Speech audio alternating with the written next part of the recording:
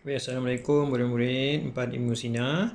Hari ini kita nak teruskan untuk matematik tahun 4. Kamu perlu ada dahulu buku teks tahun 4, buku latihan dan juga alat tulis.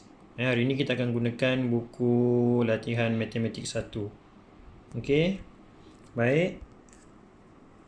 Kamu kena ada buku teks, kemudian buka muka surat 86. 86. Di situ adalah tajuk tambah perpuluhan.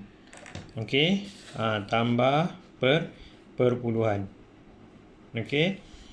Dan tambah perpuluhan contoh adalah 1.8 liter tambah 0.5 liter sama dengan berapa liter. Di sini digunakan unit liter. Jadi untuk unit ni kamu jangan lihat dahulu, yang penting adalah nombor perpuluhan ni saja. Okey. Kemudian bila kamu nak buat tambah nombor perpuluhan, dalam buku teks ni ditunjukkan seperti ini. Cara yang pertama, kamu buat bentuk lazim.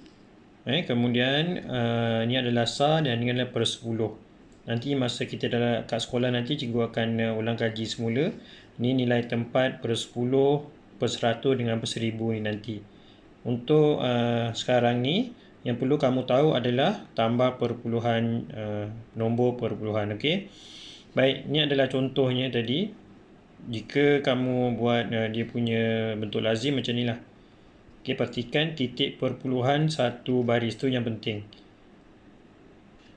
Titik perpuluhannya mesti satu baris. Jadi 8 tambah dengan 5, 13. 1 letakkan di atas. Kemudian 1 tambah 0 tambah 1, jawapannya 2. Jadi jawapannya adalah 2.3 liter. Okey, ini contoh soalan 1. Cara yang kedua ni nanti cikgu akan terangkan masa kita belajar kat sekolah nanti. Kamu fahamkan dulu cara yang pertama ni. Okey, cara pertama ni. Kemudian contoh yang kedua, ini pun sama, tapi ni gunakan unit kilogram. Unit kamu jangan lihat dahulu, tengok kepada nombor perpuluhan.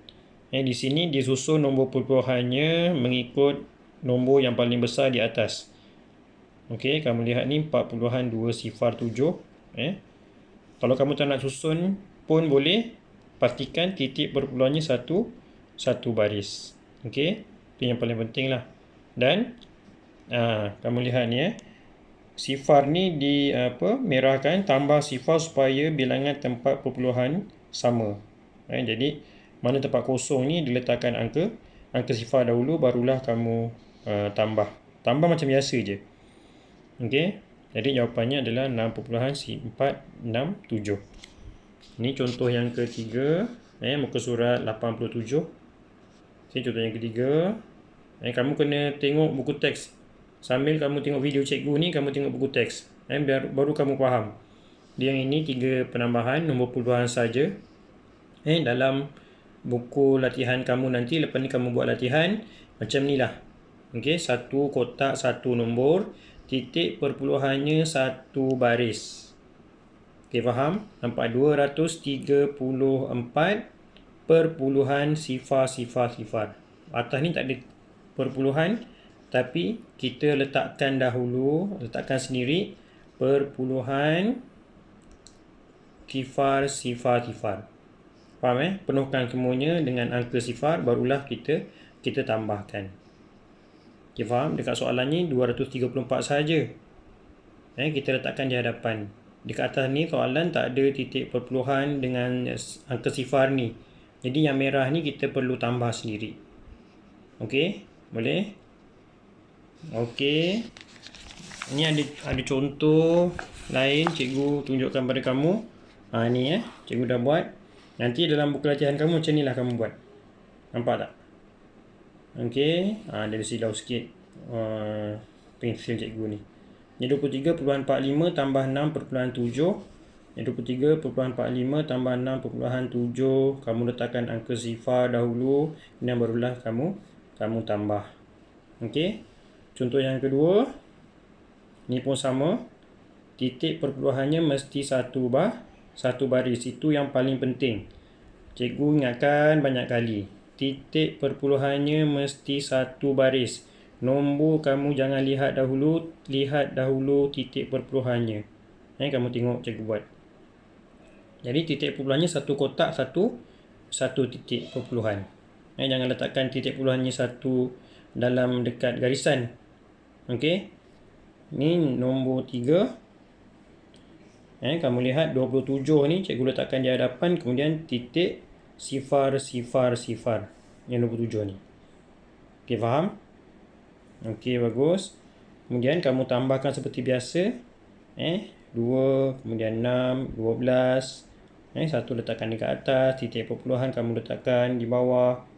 Kemudian kamu tambahkan, dapat jawapannya 47.262. Okey, faham? Okey, bagus. Dan ini yang perlu kamu buat. Ni nanti cikgu akan bagi dekat bawah, soalan bawah ni nanti. Hantar pesanan kepada cikgu. Jadi jangan hantar dekat cikgu punya, kita punya grup lah. Okey, faham? Penambahan nombor perpuluhan, sesuaikan jawapan yang betul. Kamu tuliskan nama kamu. Ni adalah live worksheet. 1 hingga 6 soalan. Dan untuk semua soalan ni, untuk semua soalan 1 hingga 6 ni, salin semula soalan dalam matematik 1. Semua soalan ni salin semula soalan dalam mat 1. Kemudian bahagian bawahnya kamu buat dia punya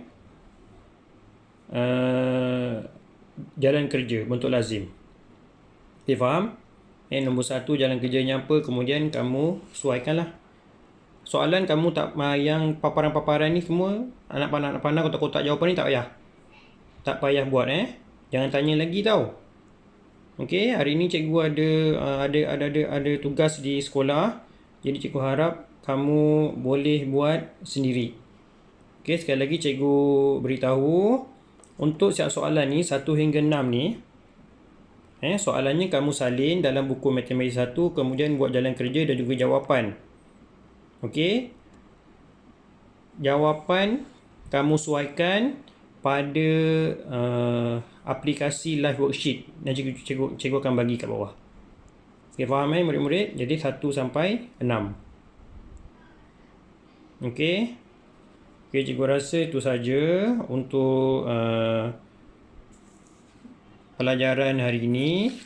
Untuk minggu depan, hari Ahad, kita akan buat lain pula pembelajaran. Okey, apa-apa nanti kamu boleh tanya cikgu. Sekian. Assalamualaikum warahmatullahi taala wabarakatuh.